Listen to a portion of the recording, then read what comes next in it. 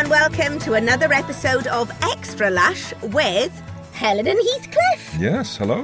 Hello. So, we are going straight in with a voice note. Hi guys, it's Rosie here. I'm enjoying the pod. I'm very relatable to my life at the moment, which revolves entirely around trying to raise 3 children, thinking about the things that have gone wrong over the school holidays brings back one of the worst nights of my life. I took my eldest 2 children, who were, I'd say, 4.5, maybe nearly 5, and just a baby. I hadn't had my 3rd by this stage. Took the eldest 2 glamping to some glamping pods with some friends, about 4 other families, and had a nice day. All get snuggled up into bed. We're sharing a double bed, me and my eldest child. Got the baby in the carry cot next to the double bed. Anyway, we go to sleep, and I wake up in the night to a weird noise. What's this noise? And it was my little girl sitting bolt upright in bed, moaning. Before I could work out what the moaning was, she projectile vomited all over the bed that we were sharing. Me, the bed, her, everywhere. It was everywhere. Like The Exorcist.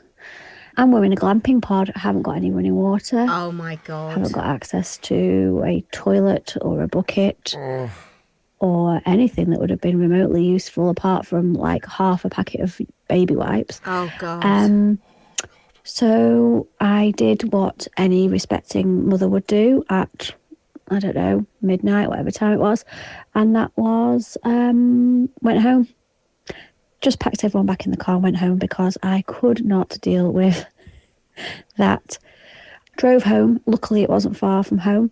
Drove home and came back the next morning with cleaning products and cleaned the pod up. That was disgusting. That was a nightmare, an actual nightmare. We look back and laugh now. Hilarious. Ha ha ha. Oh, thank you so much for your voice note. That is awful. Yeah. Oh my God, we've been in so many situations like that. I mean, sometimes that is the only way you can deal with it, isn't it? Just go, you know what, I'm beaten here. Let's just go home. Yeah. There's nothing we can do. What's the worst thing that's ever happened with our kids with sickness? I mean, I had it the other day with Beau when we went to the farm. And it's awful when, say, they're being sick and they're in the car seat and you can't pull over because you're in the middle of, like, the motorway or something. I've had times like that when Beau's been sick. And, it's just awful. And then it's kind of like, well, you need a bath. You need to just dunk them in the bath and then clean them up. And then also, if they are ill and they are projectile vomiting, the amount of towels you go through. You need to be home, don't you? Yeah, if you haven't got all the stuff you need, oh my gosh, I really feel for you in that situation.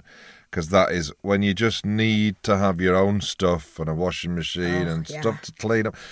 We've had it when, I don't think it was Eva, she threw up so badly in the night. Sickness bugs, first, they're the worst. Awful. They're what I'd sort of dread, really. If someone at school goes, my child's just been sick, I think they've got you a just bug. think, oh, I'm God. thinking, no, please. Because it goes through each child and it's delayed as well. So you can be 2 weeks of getting through this thing where people are being sick in the middle of the night and you're cleaning stuff up. At least ours are a bit older now so they can, fingers crossed, get to the toilet in time to sort of not do it all over the bed. But I remember when Eva did it once and it was so much sick and it went everywhere and it went in the bed and it went underneath the bed. And you know the wooden slats across the bed? I had to take everything off, strip everything, the mattress I had to remove, and then I had to take all those slats, individually clean. Are you serious? It was everywhere. It got into the frame of the bed and it's, it stinks, doesn't it? Are you exaggerating? No, I'm serious. I'll never forget it because I was traumatised.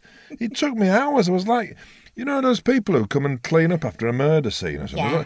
It's like that. I had to, literally forensically clean this bedroom. Oh, you poor thing. There's nothing worse than when you're away with children and then someone ends up getting ill. I mean, that is bad, isn't it? Yeah.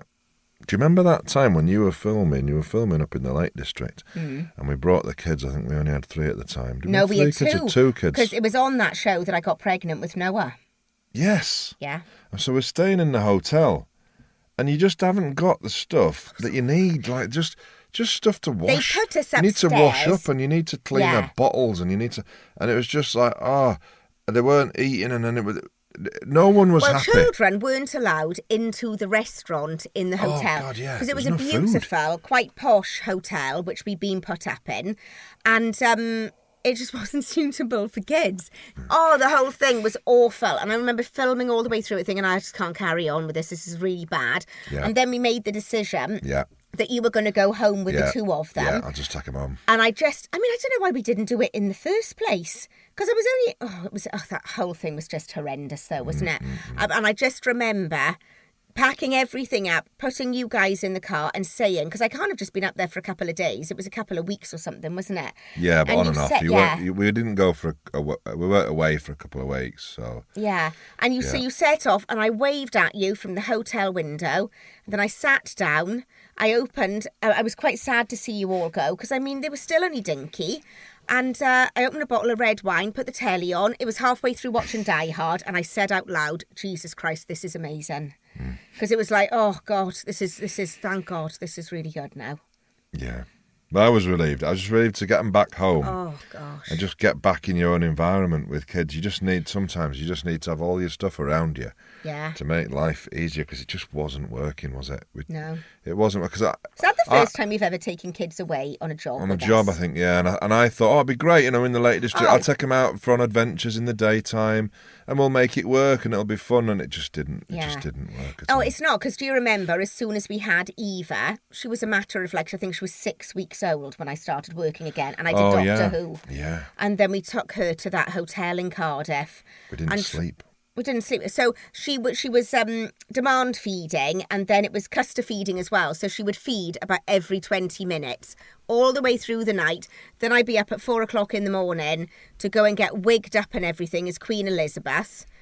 And I would film all day. You'd be trying to placate her and stuff. It was absolute hell. It was, yeah. It was hell. It was, I didn't know where I was, who I was, what I was doing. I didn't know any lines. I just felt like I'm being embarrassed in front of everybody because I just look like I don't know what's going on. Because I don't know what's going on. Oh, it was awful. It was awful, wasn't it? Yeah, it was. Yeah, it was difficult. And I was trying to look after Eva while you were filming, and she wanted to be with you, and but you can't because you're filming. So I can't just walk on to set and go. Awful. Everybody stop. And then, that was... Do you remember the time I didn't turn up for work until I was about an hour and a half late? Because normally I'm really professional. I'm never late. My God, when you turn up filming, I'm on the ball. I know exactly what I'm doing. I'd never, ever turn up late. And we were filming. I was the first scene up for the day. So obviously I'm always going to be on time. I've never, ever been late for anything. And particularly with work. And... the car turned up to pick us up, and I was taking Eva on set with me and trying to feed her and look after her while filming. And the car was a really, really old car, so it didn't have, what are the things to stick the car seat in? Isofix. Didn't have Isofix. So it was, so I would just have had to put the car seat in the car with the seatbelt around it, which I think now I'd be kind of okay about doing, but this was my very first baby and I refused to get in it, and this is something I would never normally do. I refused. I said, no, I'm not going in that. I said beforehand about having an Isofix, I'm bringing the baby with me. I'm driving myself in. Set off driving. I had no petrol. And obviously you're normally picked up at sometimes 4:30 in the morning to get you onto set so you can get your hair and you wigged and all of that business. Set off driving. It's about 4:30 in the morning, so no petrol stations are open.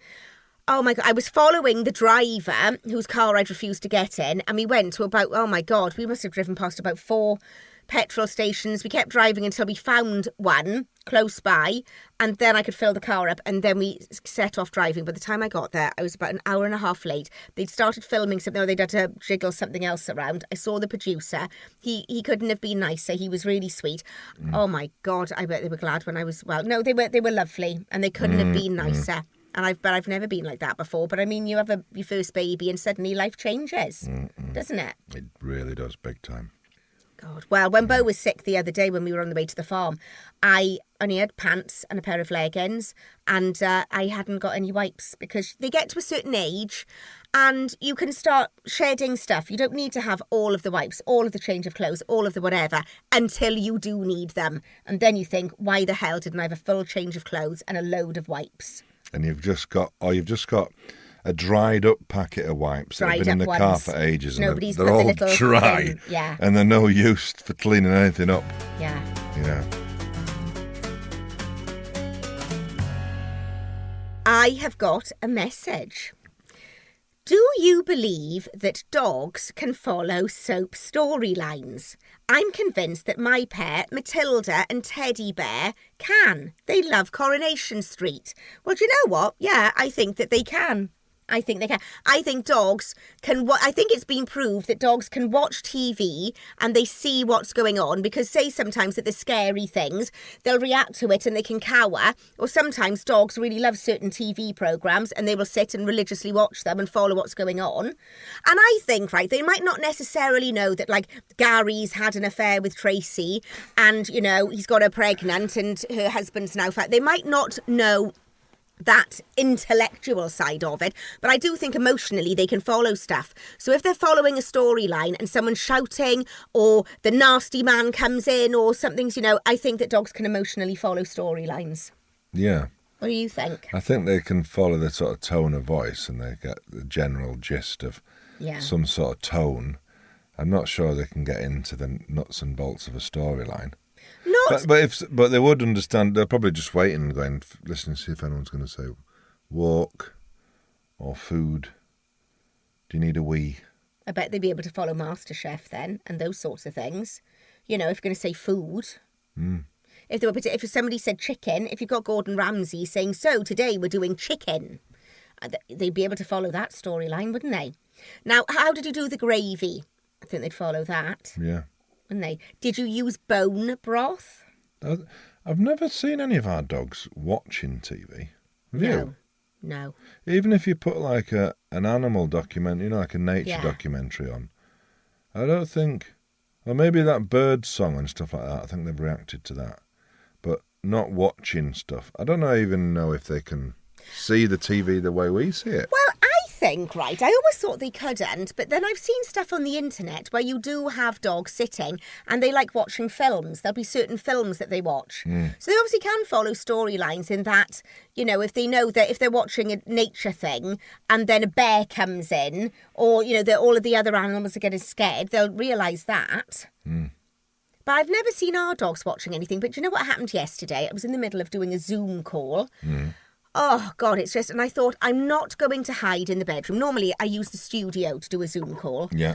And if I can't, because you're in here, I'll go and hide in the bedroom. And I put the dogs downstairs. I shut the door, put something behind the door so that the dogs just can't come in. And then I'll just do it in the bedroom. So I thought yesterday, do you know what, right? I'll just do it in the kitchen. Well, why not? Loads of other people do. So I got myself set up in the kitchen. Like the patio doors opened, the dogs could come in and out. And they were both just like lying on the sofa. And it was nice and sunny and it was all calm and it was just like, and they were just quiet and, you know, the postman wasn't there. It was just like a really nice quiet atmosphere. Got the Zoom going, put my headphones in and I went, hiya, to start. And then Lola was up straight away, ran to the front door, starts barking. Think someone's here. Looking around. And Lola's just then standing there looking at the door, really, really alert, runs out into the garden, barking in the garden. I said, I'm awfully sorry. I'm just, the dogs obviously think that someone has just arrived. So I'm just going to put them in the hall and I'm just going to shut the door. So I put them out into the hall. Oh my God, I started doing the Zoom call. All you can hear, Lola is standing on the chair in the front room just going, woof, woof, woof, woof, woof. Just barking non-stop. So in the end, I stopped the call again, brought her back, put her into the garden with Bess. They barked for a while.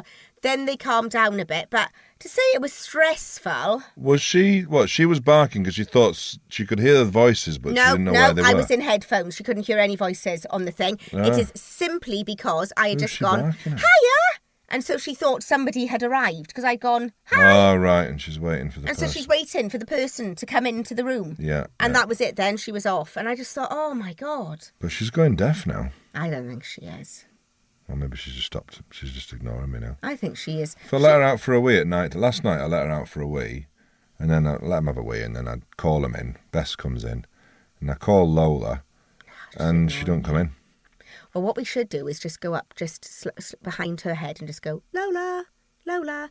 Or we should just talk to her like that with just a normal voice. Well, and see if she reacts. See if she turns around and reacts. Then we'll know if she's deaf. She might have wax in her ears. The guinea pigs did the other day, didn't they? Yeah, they did, yeah. I was stood out there trying to get her in from a wee, but I'm in my pants. I haven't got anything on my feet. So I can't go out and find it. It's pitch black, and she's just not coming in. There's a basket of Crocs right next to you. I know, but I didn't want to go out in my underpants, just wandering around in the garden. What? Oh, God, you just couldn't. Not that you didn't want to, in case you would offend it. You just couldn't be arsed. Cold, isn't it? It's a bit cold last night. Yeah. Oh, we've got a question for you. Hmm? A question for James, following on from last week's topic of being friends with the opposite sex. Does it ever feel weird that Joanna has a long-term on-screen husband? What did it feel like to have everyone know your wife as somebody else's wife? Love the pod. Bye. Well, tell me, what does that feel like? What does it feel like knowing that I've got like a long-term husband that's kind of, because I know that we have like partners, husbands, whatever, from other stuff that we've done, but I'm in something that is established, or I was in something that was established, like, you know, that I have got a long-term husband, and that's how people kind of got to know me. What does that feel like? It's not strange, actually. It's not strange because, you know, it's acting, isn't it? So that's your job, and it's not real. Because when I was on Emmerdale, I had for 3 years, I had an on-screen wife and on-screen family, 3 kids. Yeah. And so you just go, well, that's just pretend, isn't it? So that's fine. But is it weird that this one went on for such like a long time that, you know, that it is like Gavin and Stacey? No, not at all. No, it's not. It's not weird because that's just the show, isn't it? And it's the name of the show as well. But you, it's your job, isn't it? So no, it's not. It's not weird because it's just that's your job, and you're playing the part. So no, it's not. Do you sometimes think, you know, like with characters that I've played or playing Stacey, do you ever think, oh God, that's like she's like Joe, or oh she's different to Joe, or you know? Do you ever watch me in something and go, oh God, she's just playing herself, or, you know? Yeah, it's always weird, isn't it, when we watch each other and stuff, because we know each other so well, like every little thing. Like when the other day you tried to fool me with something and you were acting. Yeah. And you were doing some good acting. It was good. What was it? You were trying to fool me about something, and I went, no, I know you're acting. Yeah. Because you just have an acting style. Yeah. And it was very good and it's very convincing. But just because we know each other so well, I know when you shift into that acting gear. Yes. And so, but when we watch each other in stuff, it is really weird, isn't it? Because there's little parts of you that you go, oh, that's I've seen that before. I know that look. I know that reaction. And then there's bits that aren't, and you're totally different. So it is quite weird.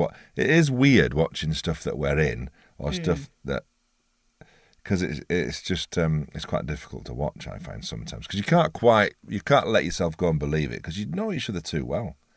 Same if you're filming with each other, which we've done very rarely, but when you do, it's very difficult to get lost in it as a sort of you believe. But I do feel lost in us, chatting together on the podcast and everything. Yeah, but that's because that's us.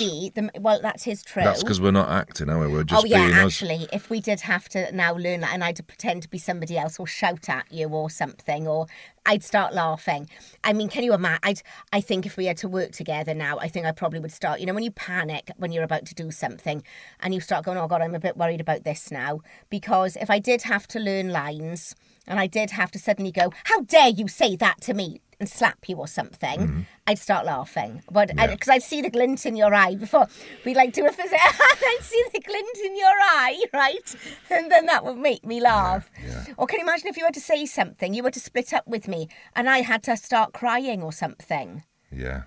I mean, I just laugh. Yeah, it's awful that I try not to laugh, but it's difficult to get lost in it when you know each other so well, isn't it? Oh, God. I find the podcast, though, I was really nervous about when you said, oh, will you come on and chat with me? And I was like, I don't know, because I don't know if I can relax. But it's weird, isn't it? First of all, we're in a home environment, and we're not going, and there's not loads of people watching us, and you don't feel like you're performing. So we are just literally having a conversation. Yeah. So I feel really relaxed, actually. I'm surprised how relaxed I am just chatting on the podcast. With you, with the other way around, I've never felt weird when you've been in, like with Emmerdale, that was 3 years or something, and you were married to Moira all the way through that. Yeah. And that never felt weird, because being actors, you go from job to job to job to job. So, I mean, my God, you were always kissing someone or going out with someone or married to someone. I mean, that's, the parts that we played and stuff. So it doesn't feel weird, because you've always got to kiss someone in something. You're always attached to someone. And so I never found it weird. I remember when you had to kiss Suzanne Shaw in something, and I was a bit like, God, he's got to kiss Suzanne Shaw. Yeah. A bit like, I remember being a bit like, about that. Yeah. Because she's a pop star, and I don't think you kissed a pop star before. No. And do you remember, I don't know if were we married, because I remember we had an argument, and you were filming Red Cap with Tamsin Outhwaite. And Tamsin's gorgeous, and she's a friend of both of ours, and she's really lovely. She couldn't be nicer. And he was filming Red Cap, and they were all like in the army, she was like you were her love interest, weren't you? There's a big and sort there was all the way through the series. And I think, and I don't think you'd had to do anything with each other, but you'd done an interview with the Daily Mirror, and they chatted away to you about, being in the show, and then I think it was like, and what is it like acting, with the heartthrob, sexiest woman on TV or whatever, Tamsin Outhwaite. And you gave a quote like something like, she's lovely to work with, fab to work with, really good fun. But and they said, oh God, but it must be difficult because you're married, to an actress and stuff, aren't you? Is that difficult? And you said something like, oh gosh, it is a bit difficult because you'd made something where it was like I had obviously gone a bit like, about the fact that you were doing it, and they'd written it in the article. I just remember we must have been in our 20s. I remember sitting in the car with you, right? And I had the magazine pull-out thing that it was in. And I remember reading it, and I still see the picture of you now going, oh my God, this is amazing. This is really, really brilliant. And reading all of it. And then I got to the bit and I was like, you what? You've just said to the Daily Mail that, it is difficult. My wife is finding it difficult with me having to be, the love interest of sexy Tamsin Outhwaite. I went, are you serious? Well, obviously I didn't say that. I said, you twisted the whole thing. You've just, in an interview, said that to the Daily Mirror, and I remember shutting it, throwing it at you, and I remember saying, stop, because I was very feisty then. I went, stop the car. And you were like, for God's sake, we're bloody driving somewhere. I went, stop the car. And you stopped the car, and I think I just got out and I went, you can fuck off, and slammed the door. Well, I don't remember much of that, so I've obviously wiped that from my memory. I remember that vividly. Yeah. Gosh. So I think most of the time it's, my God, we're used to it. Because, from the age of, you come out of, you go to drama school at the age of 18, and then you do all sorts of different relationship exercises. You leave at 21, and then you go into something, and then more than likely, you're either doing Romeo and Juliet or someone's love interest. You're always, attached to somebody or kissing someone or arguing with someone, and you grow up, going from thing to thing to thing. And most of the time, it's absolutely fine. Yeah. Every now and then, I remember just thinking, oh, for God's sake. And I remember John, your brother, saying to you, he was on the phone chatting to you, and he said, oh, my God, what's it like working with Soap's sexiest woman? And you were like, oh, it's brilliant fun. And I just remember standing there just thinking, oh, for God's sake. Gosh. I remember at drama school, right, we did this, preparing to do sex scenes. Did you? Yeah, which I think. Well, how do you prepare to do a sex scene? I don't know really. What did you do? We were filming them, and you'd do. Oh my God! It wasn't like actually pretending to have sex. It was like post-coital scenes and stuff, and you'd have to be partially naked. You have to be nude? And I was like. Well, I can understand to a certain extent. Were you in pants? Yeah. But I can understand to a certain extent needing to get some experience at drama school to prepare you for what comes. No, that's dodgy. But Yeah, but I don't think we needed to do that. Really. Did any girls get their boobs out? I don't know. I can't remember now. No, I don't think so. But I remember thinking, I don't know. But also, everyone was like, "Oh no, we've got to do this because we're actors. You know, we really have to be able to cope with this situation because we're going to face it out in the real world, and we're going to need to be professional, and we need to do it." But no, the fact that you feel weird about it instinctively means that was dodgy. Shouldn't have done that. Because, I mean, when you think about it, because I remember we had to do all of that filming, and, well, we did a day on camera technique. And it's weird when you come out, though, isn't it? And, like, you get thrust into within, if you excuse the pun, you get thrust into these situations as soon as you leave drama school and you're in a professional environment, especially when we left. When there were no intimacy coaches or anything like that. And then you just like expected to be able to deal with it. Yeah. And you don't know what you're doing. Yeah, say you're doing TV or film work, you don't really, when I was there, you don't train for that in drama school. It's all theatre. And then you come out and suddenly there are all these technical terms and, you know, all of this stuff going on, and we just had to just pick it up as we went on with it, didn't we? Yeah. God. But doing love scenes, though, and acting scenes, they are horrendous, and you do feel embarrassed, but at the end of the day, it is just like any other bit of filming. And all of the relationships and, like, you know, being in all the different, it's like any old other bit of filming, isn't it? Yeah. But it is quite difficult when your husband does have to do it with Soap's Sexiest Woman. Although I would like to say that you do now have Wales's Sexiest Woman, I think 2009, so... So that's all right. That balances it out. Yeah. Well, that's it for all of your voice notes and your messages. Please keep sending them in to 07453 38 22 59. So, Heathcliff. Yes. That was fun. Yeah, it was, wasn't it? Let's retire. I love the voice notes. Me too. Love the voice notes. Let's retire back to our house. I'm starving. What are you going to make for me? I don't know. Will you make me an omelette? Yeah, I'll do you an omelette. Okay. I'll have cheese and ham in it. Yes. We'll see you next week. Bye. Bye.